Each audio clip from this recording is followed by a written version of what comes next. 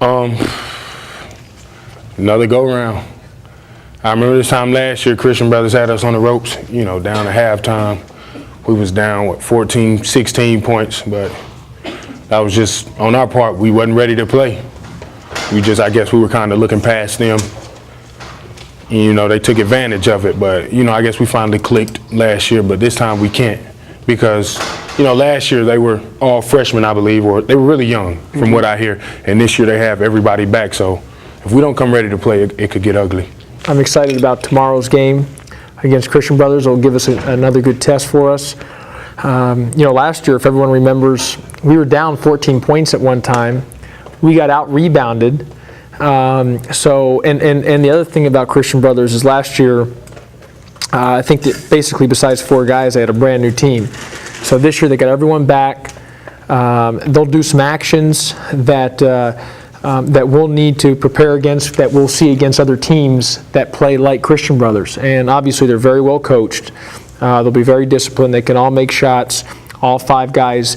And their 5-man and 4-man are really perimeter guys in a sense that they can, make the 3. They're really more perimeter guys than their post guys. So it gives our post guys an opportunity to work on things defensively that we need to work on in guarding on the perimeter, which we'll see throughout the season. So I think tomorrow will give us a good test.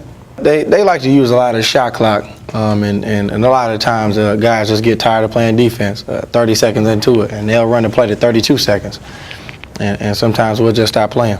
They have the, they run the Princeton offense, I believe so. So they love to burn the shot clock. And, guys can get bored and fall asleep, and they hit you with a back door, and it's real lackadaisical as far as their game goes. So we just need to stay on our toes, dot our I's and cross our T's. I just feel like we have a lot of guys that can play basketball this year. We have guys coming off the bench that can score and that can play defense, and the starting guys can score and play defense, and that signs of a good basketball team.